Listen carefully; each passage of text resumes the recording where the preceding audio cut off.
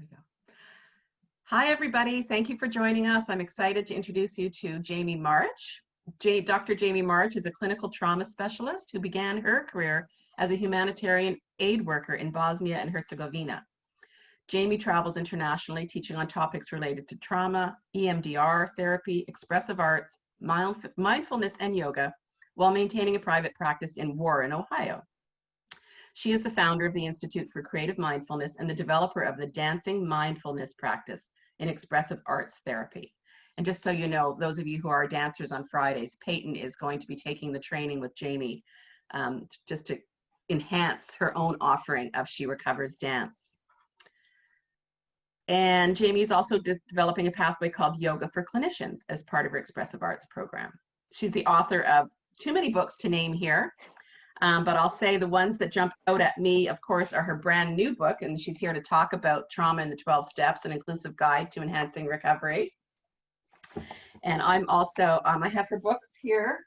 So the one that I really love, one of the more recent ones that she had is called Process, Not Perfection, Expressive Arts Solutions for Trauma Recovery. It's incredible, and anybody in recovery should have it. I'll grab it and I'll share it a little bit later. And of course, she also has a book on dancing mindfulness, a creative path to healing and transformation, as well as a score of other books. Some are more specifically for clinicians, but all of her work is extremely accessible, and I think anybody can really read them and learn a lot from her. So thank you very much, Jamie, for being here. We're going to have Jamie is going to talk to us about trauma in the 12 steps. And for about 25 minutes, and then we will move over into a Q&A. So over to you, Jamie, and thank you so much for taking time out of your extremely busy schedule to be here. Oh, Dawn, thank you for that beautiful introduction, and truly thank you for all of your support over the years. I love the work of She Recovers, and it means so much to me to be here today for Mental Health Monday. So before I talk, it would do me a great honor if all of you might join me in some way with taking a breath and a stretch. And that stretch can be whatever your body needs it to be right now. A lot of times through my day, I just like to take these nourishing, natural, organic stretches just to make sure I'm in my body and to maybe shake off any of the dust of the day. And whenever I move, that always seems to be an invitation for me to connect with breath. And I thank you, those of you here in the She Recovers community who have already shown your marvelous support of Trauma in the 12 Steps. This is actually the revised and expanded edition. And I first met Dawn when I was taking to Facebook to feebly promote the first edition back in 2012. And I was just getting to know a lot of the different recovery websites and different recovery blogs that were out there. And that was the first time that Dawn and I connected. And as she said, we've had this marvelous friendship where we've seen each other face to face. We've done some Skyping and FaceTiming over the years, but hopefully we'll actually meet in the flesh at some point here soon. I know our current reality has us a bit scattered. So it's my great pleasure to be talking to you today here a little bit about the evolution of the Trauma in the 12 Steps process, because I identify as somebody who is both pro 12 step, but I am also very pro trauma-informed, trauma-focused care. Even though I am somebody who's pro 12-step, even though I work a personal 12-step program of recovery, and I have for over 18 years, I do believe there are problems with how 12-step minded programs can get delivered in the community and in treatment centers both. And so I've long seen myself as somebody both personally and professionally who has given credit where credit is due to the 12 steps. And I really don't think it's an outdated program. I think it still has a lot of value. But I also believe that we as people, as a field, as recovering folks, we've learned a lot more about trauma since 1935, when the initial fellowship and then the steps were first devised.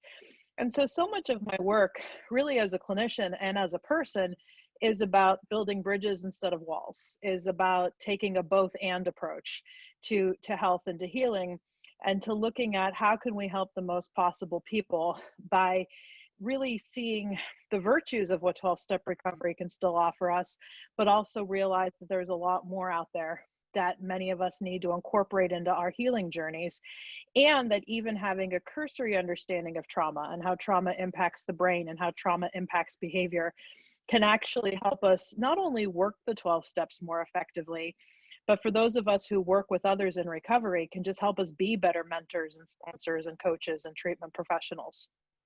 So when I first published the original edition in 2012, I'll tell you a little story behind it, which I think kind of speaks to the state of things.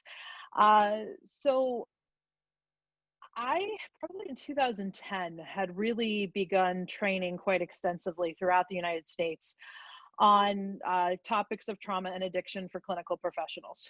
And I continue to get the feedback from people in my audiences that, wow, you have a good way of not demonizing the 12 steps, but criticizing them in a very appropriate way.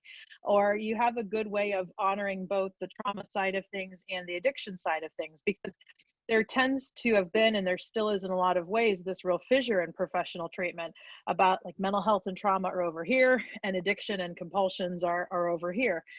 And yeah, when people gave me that feedback, my response was, how can I not do that? Because that's so much of the way that I was taught 12 steps. I had the very, very good fortune of being introduced to the 12 steps when I was working in Bosnia-Herzegovina, as Dawn said. And part of the reason I went to that part of the world is my family's from there originally.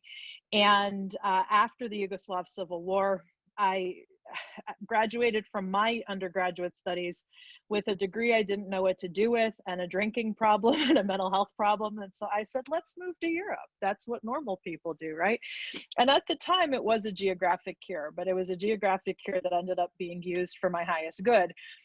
Because while I was working in aid, primarily teaching English, is when I met a woman named Janet Leff, who is my first sponsor. The new book is dedicated in part to her. She passed away in 2017, and she's the reason I'm here. She's the reason I'm alive today. Because she had a very beautiful way of introducing the 12 steps to me in a way that were trauma informed. I often describe Janet as somebody who was trauma informed before the phrase was cool. She was trauma informed before the field was really talking about it that much. And when somebody asked me why I wrote the first edition of Trauma and the 12 Steps, my short answer was, my hope and wish would be that anybody coming into recovery is met with somebody like Janet. Either having somebody like Janet as a sponsor or having somebody like Janet as a treatment counselor, because she was the very essence of what sometimes in the 12-step programs are called attraction rather than promotion.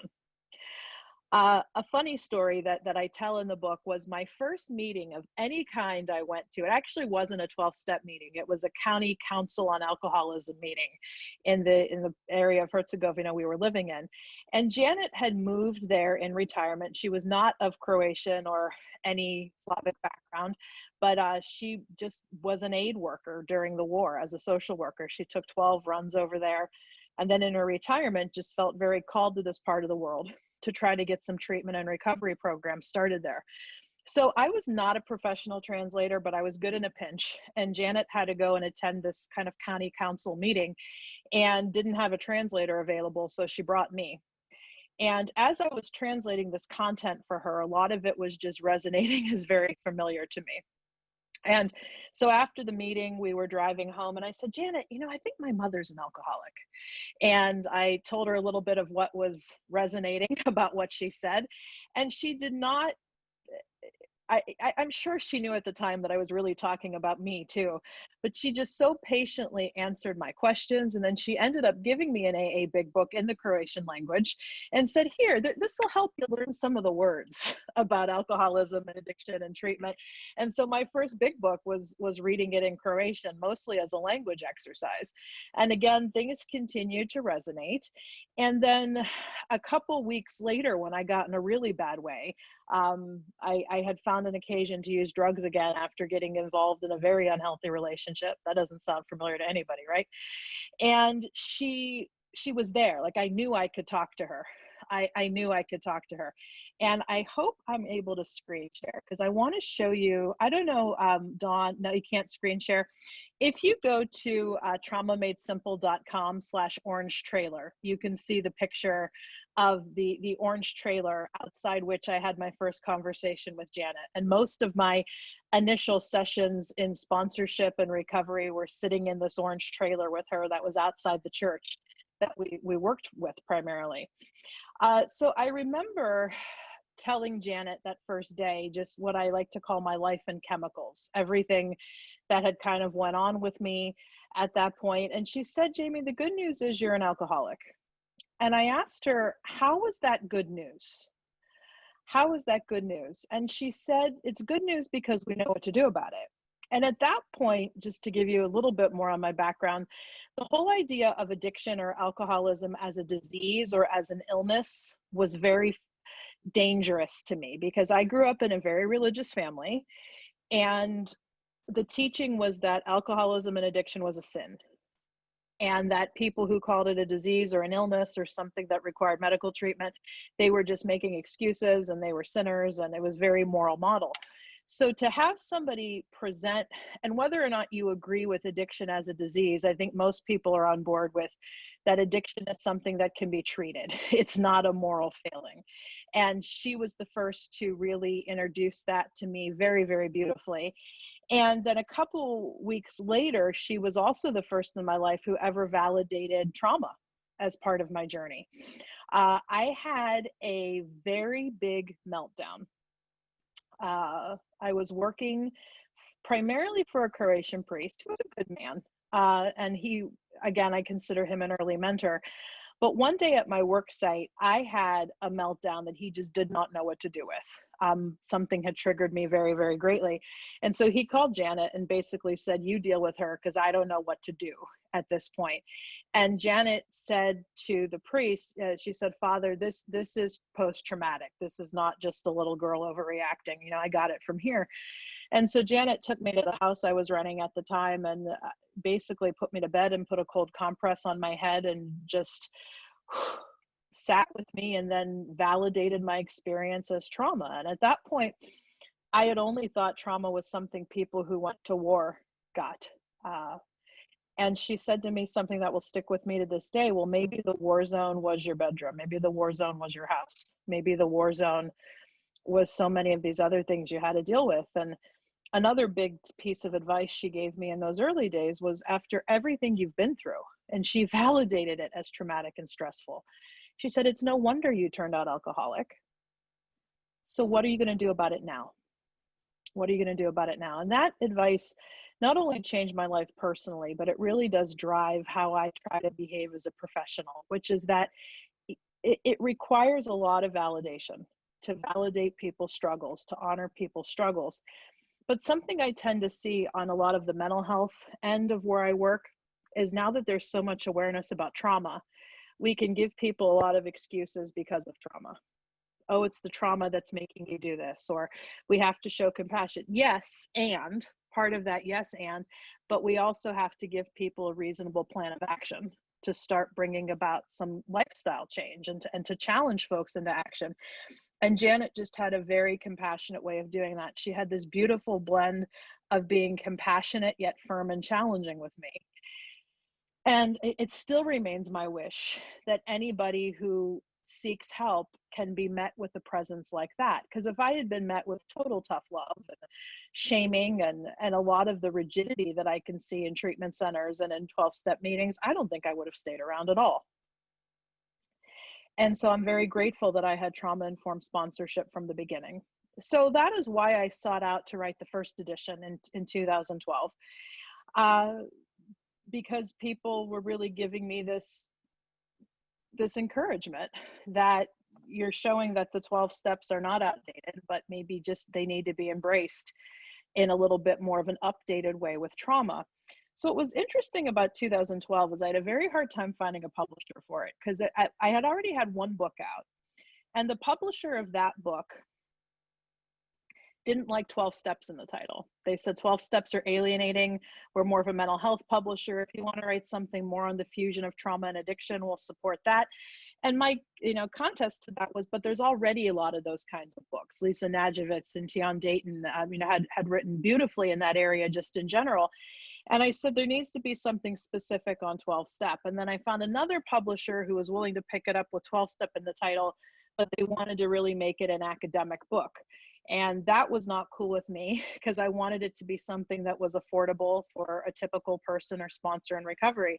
So I made the decision at that point to publish it myself, promote it myself, make the contacts I needed to myself, because I really felt it was a good idea as a book. And it ended up being a really good move at the time to do that, because through getting that book out there, I found that there were a lot of others like me in the world, meaning either other professionals or other people in 12-step programs who felt similarly to that we still supported 12-step, because there's a lot of just horribly anti-12-step stuff out there too. And that never sits well with me, because although I can appreciate the criticism, trust me, I can appreciate the criticism, I don't believe we have to throw the 12 steps out, because there's still a lot of spiritual gold in there. There's a lot of clinical gold in there. And for many people like me and those who I've gotten to know both professionally and personally, there's still some value in it. I think the key is, and which is why I support the work of She Recovers, is to recognize there are many paths. And there's often many paths working in fusion. And I think a lot of what leaves a bad taste, it leaves a bad taste in my mouth, and it could certainly leave a bad taste in the mouth of others about some 12 steppers, is this exclusionary mentality that the 12 steps are the only way. And unless you get with the program, you're not going to get sober. And that's definitely not true. I mentioned this in the book, and it's something that I really dug deeply into investigating when I was working on my doctorate, and that is, what do good recovery programs have in common? Because as I started doing my doctoral research, and I got my doctorate in 2009, so this was over a decade ago, I knew that there was this divide between like 12-step recovery and all other kinds of approaches of recovery, and some were friendly to 12 steps, some absolutely hated 12 steps. And so in investigating, I really wanted to see what good recovery programs had in common. And the one common denominator that I was really able to hone in on was lifestyle change.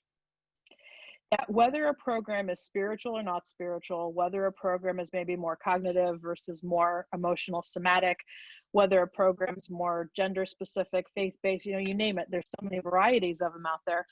The one good common thread seemed to be lifestyle change. What are these programs giving survivors and people on a recovery path to do on a day-to-day basis that will help you bring about a new way of life? And so then that really made me and got me thinking, what does lifestyle even mean? Because I think a lot of us, especially if we work in the field or if we're in coaches, like this idea is resonating, right? Lifestyle. So the word lifestyle was coined by a psychologist named Alfred Adler, who's one of the fathers of the psychological psychiatric professions. And Adler defined the lifestyle, this was in the 1920s, as the things we do to deal with our sense of inferiority. That the lifestyles we acquire are the things we do to deal with our sense of inferiority. And if you understand trauma, you know that a lot of that comes from trauma, and these unhealthy or maladaptive lifestyle patterns we can develop really come from this sense of unhealing. And so the metaphor that Adler used was that to truly heal lifestyle, that he saw lifestyle like a pair of glasses, right? And the glasses we had been given through the years, through this responding to inferiority, were no longer working for us. They either got foggy, they got cracked.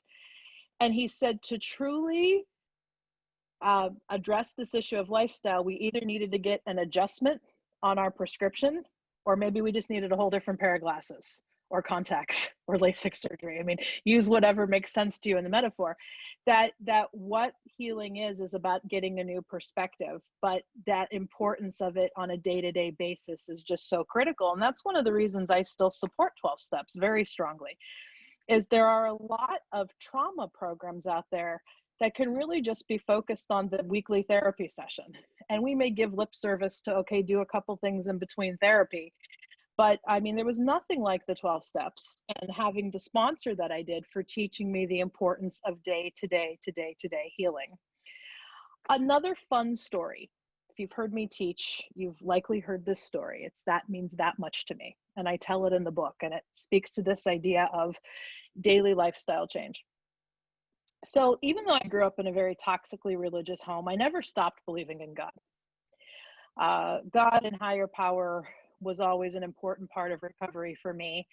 Although I definitely found in my 12-step program that my higher power loves me, which was a very different concept from the God I grew up with. And so when I started doing some of my work with Janet as my sponsor, her first suggestion to me was, why don't you pray every morning? Pray to the God of your understanding to ask God to keep you sober. And I said, oh, Janet, you're funny. I'm not a morning person. I'm lucky if I get out of bed, maybe take a shower. I go to the bathroom. And she said, oh, you go to the bathroom. Isn't that interesting? So she gave me a 24 hours a day book, the reader, the day-by-day book. And she said, why don't you put this on your toilet seat? And she said, chances are, if it's sitting on your toilet seat, perhaps you will pick it up when you're going to the bathroom in the morning. And when you're sitting on the toilet in the morning doing your thing, maybe you'll open the book to the page for the day. And so she challenged me to do it every day for 30 days. And it's said that when you can do something for 21 to 30 days, it becomes a habit. When you can do it for over 40, 50 days, it becomes a lifestyle. 18 plus years later, I have to read something spiritual in the morning. I no longer have to keep it on my toilet seat, but I do put it on my my bedstand, next to my bed. And I can't get out of bed without reading at least a page or two of something spiritual in the morning. It really set the tone. And then, yes, I pray every morning now, and I have a morning routine that I do that sets me right. And that's an example of just small lifestyle change. Another big important feature of trauma in the 12 steps is I encourage a lot of permissiveness with people. For instance, the language of the steps can be problematic to some survivors of trauma. I'm the first to admit that the word powerless can be charged. The phrase character defects can be very charged. But I think the key is when people come to you, or if you yourself have problems with that, to honor that that's a charge for you, and to spend some time maybe unpacking what makes that word or what makes that phrase tricky for me, and might there be a modification? To me, the heart of trauma-informed anything, whether it's yoga, trauma-informed dance, trauma-informed therapy, trauma-informed, you name it, is that there's always a modification. There's always something you can do in its place. And so, for instance, another thing I write about in the book is step 6, character defects. Maybe consider calling it negative coping skills. That's what Workaholics Anonymous does. Negative coping skills, the things we learn to do to cope along the way. One of my very dear friends now, who is also a clinician who does some writing on this, he talks about character defects as these are the parts and aspects of ourself that never got healed, using a very parts-based lens. So I tend to give a lot of permissiveness in how I approach 12 steps, either with clients if they integrate it into their clinical work. I also sponsor some women, which is something I fell out of. I did not sponsor for a lot of years because it really did kind of felt like it echoed a lot of my counseling work that I did. But probably about 3 years ago, I started sponsoring again. And it's been a real gift to me at this journey in my recovery. And one of the reasons I kind of felt that conviction to sponsor again is so much of what I've taught about in both versions of now Trauma in the 12 Steps is the importance of good sponsorship, and how we have to have more trauma-informed sponsors out there, and how being trauma-informed is not just something for the domain of clinical professionals. That somebody like Janet, so even though she had training as a social worker, she was not working with me in that capacity. She was a sponsor. And I've met a lot of great people in the rooms over the years who just get it when it comes to trauma. And so I wrote this book, and I think that's one of the reasons I had a tricky time finding a publisher initially, is that it's kind of like, well, who are you writing this for? Is it for sponsors? Is it for clinicians? Is it for the recovering public? And my short answer is all of the above, both. And because even though sponsors are certainly limited in their scope of practice. And that's something I talk about in the book. Don't tell people not to take their meds. Don't tell people not to go to therapy. That's not your job to give that directive. But sponsors and professional clinicians both hold a lot of power in terms of helping people have a certain experience shaped about how they'll receive the 12 steps. And it can either be in a very shaming way or a very non-shaming way. And by that, I mean, it's still important to be challenged, for sure, as I mentioned, as Janet did with me, but to be challenged in a way that validates, okay, you're here for a reason, that it's not just another defect, that it's not just a part of the disease, that what you've experienced in life has brought you to this place.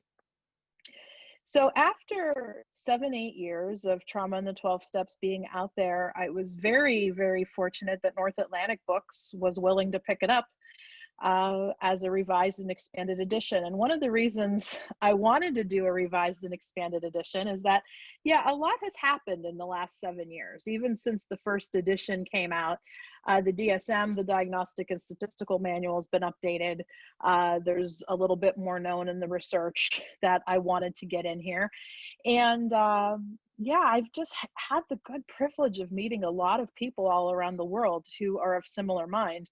And I've been able to integrate some of their stories and some of their perspectives in here too. Talk about a fun story of online contacts becoming real friends and contacts. So Dawn, mentioned our connection. So the gentleman who wrote the foreword for the book, Steve Danziger, he's also in the rooms. He's about 30 plus years sober. He's a marriage and family therapist, a writer, a trainer in LA. And he read the first edition of Trauma and the 12 Steps and ended up sending me an email just kind of saying, hey, I like the book. I see you're coming to LA to do a conference. Would you consider coming to the treatment center I work at and maybe talking to our staff? And I did that. And now 7-8 years later, Steve is one of my best friends. He works with me in my group Institute for Creative Mindfulness doing EMDR training. As I said, he wrote the foreword. We have since written a book together, and we have another book coming out together. So it really is kind of an homage to Bill and Bob's initial magic sauce that they stepped upon, which is the power of one person connecting with another.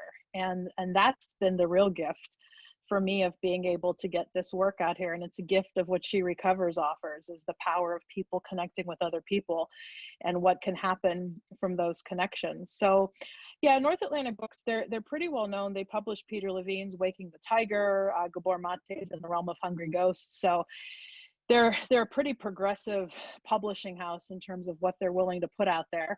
And I just wanted to give them a big hug when they took this, because I said this work has long felt my proverbial redheaded stepchild. No offense to redheaded stepchildren out there, but this she never really fit anywhere. But a lot of people ended up appreciating her as a book.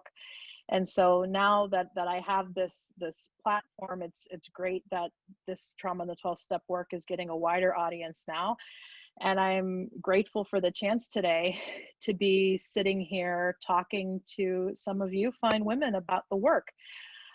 So yeah, at this point, I think it'd be great to open it up for question and answer, either just about the book itself, if you have a personal question of me, or if there's any insights you want to share about trauma informing the 12 steps, trauma informing recovery. I'd love to hear them and take your questions.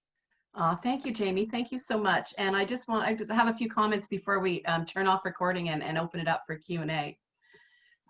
First of all, you and I are of like heart when it comes to the 12 steps, in that I have been a member of a 12-step program since 1989. I'm certainly less involved in that process and in that program, because She Recovers takes up a lot of my time. Mm-hmm. But I have great respect for 12-step programs and the one that I was a member of for people who had addictions. And what I love about your book is, and I really try to say this to all women who are in recovery from various substance or behavioral health issues. If you haven't had a look at the 12 steps, you ought to. And that doesn't mean that you have to go to one of those meetings that you really don't want to go to. It doesn't mean that you have to sit down and do the steps. But introducing yourself to the concepts of the steps will, as Jamie, sometimes I feel like what in a community like ours, where we really advocate for a patchwork of recovery pieces. And I am writing a book to hopefully give people more guidance. I don't want She Recovers to ever be a program, because I think there are already so many amazing programs out there. We don't need one. We need to introduce women to the programs like the 12 steps, like Stephanie Covington's approach with the 12 steps, which is specifically for women, like Charlotte Castle's 16 steps, like the Women for Sobriety. Like, there's all these programs out there that, and what they do is, as you point out so eloquently, they give us the kind of the roadmap for how do we live in our daily lives? How do we move forward? What I take away from my work with the 12 steps, and there's no saying that I won't pick up and do another set of steps soon. I've been looking at the workaholic steps again, because they were the last ones I did, and I'm always due for another working through those. Is that, the steps are really about returning to self, right? Self-reflection, self-honesty, all the way down until you end up in self-love. So I really appreciate when I meet other women who are both so passionate about the all pathways, all patchworks approach, but also have, their one foot or a couple of toes or whatever it is in 12-step program. So I appreciate that about you. Also, what you point out about validation of trauma and the importance of that. And I think, we do that in our group on our Zoom calls. We have some pretty heavy conversations sometimes, and we're just always, as we say in the front, not everybody, sometimes people get triggered and have to go. And we can do one of two things. We can say no triggering topics, and because we're all recovering from something, that means nobody's going to say anything. Or we can, just take care that people are taken care of. And we've done pretty well with that, from what I understand.